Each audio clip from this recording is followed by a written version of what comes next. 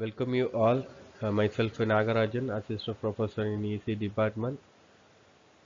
In this course, we see about the Biomedical Engineering subject, Embedded System and IOMT. So the topic is here timers and counters.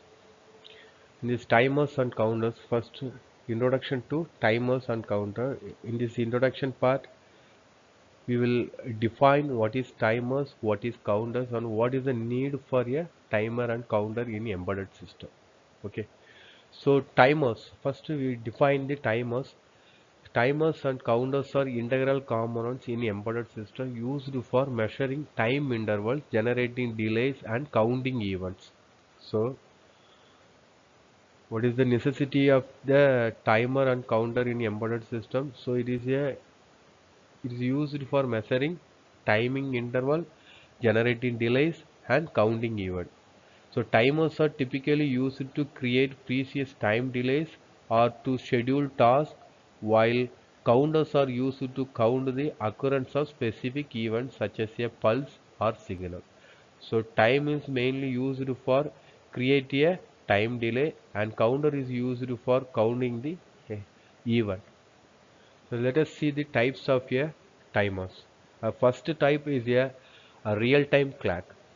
It is known as a RTC.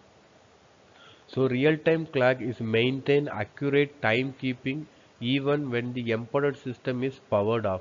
When the embedded system is powered off, it will be keeping the time accurately. So real-time clock is used in applications that require time-stamped data such as a data logging or scheduling task. So RTC are powered by a small battery to retain time information when the system is turned off. A next timer is a watchdog timer. So it is a specialized timer that resets the system if the software fails to reset the timer before it expires. So it is used as a safety mechanism to recover from software fault or system hang. So watchdog timer is nothing but it is a specialized timer that reset the system if the software fails. Okay, and then one is a interval timer.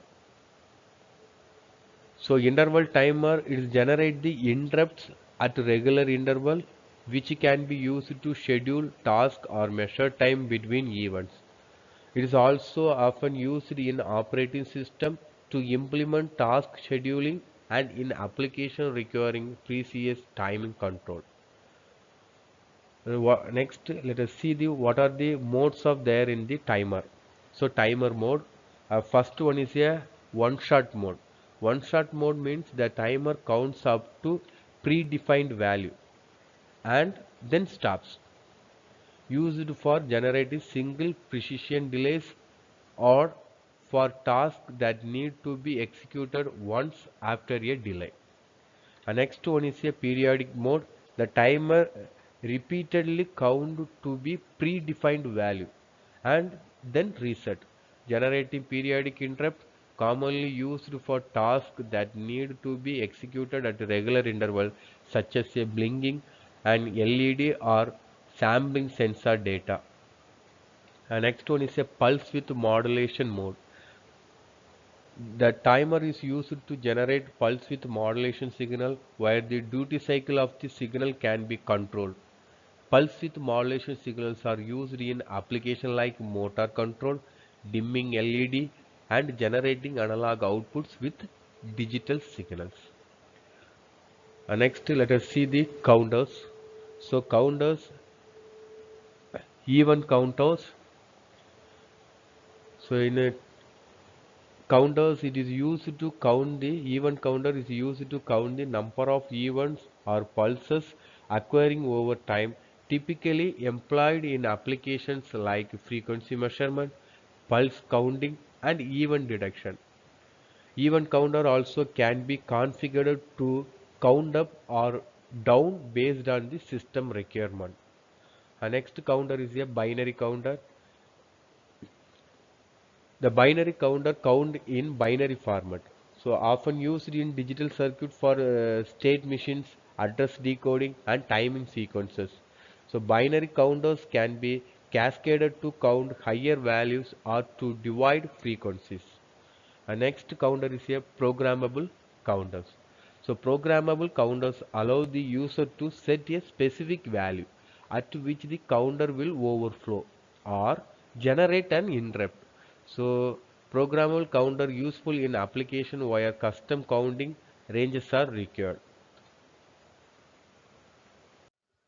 So now let us see the applications of a timers and counters. First application, it is a timekeeping and scheduling. So timers are used in embedded system to keep track of time, schedule tasks and manage delays. For example, interval timer might be used to periodically read sensor data in an environment monitoring system. Our next application is a event counting. So counters are used to monitor the number of occurrence of specific events such as the number of revolutions of a wheel in a tachometer or the number of packets received in a network interface. The next one is a signal generation. So timers in pulse width modulation mode can generate signals with specific frequencies and duty cycle, useful in controlling devices like motors and servos. Next one is a system monitoring. So system monitoring, that is a watchdog timers ensure that the system remains responsive by resetting the microcontroller if the software becomes unresponsive, enhancing the reliability of critical system. So this is the application of a timers on counters. And next let us see the challenges in while using a timers and counter in our embedded product. So first one is the accuracy and resolution. So the precision of timing and counting depend on the resolution of the timer and the clock frequency. High resolution timers may be required for application demanding precise timing. The next one is a interrupt handling. Timers often generate interrupts when they overflow or reach a specific value. Efficient interrupt handling is crucial to ensure the system responds in real time without significant delay. The next one is a power consumption. Continuous operation of timers and counters can lead to increased power consumption, especially in battery power devices. So low power modes and optimization are often necessary to conserve our energy. Next, let us see the importance in embedded system. So real-time operation.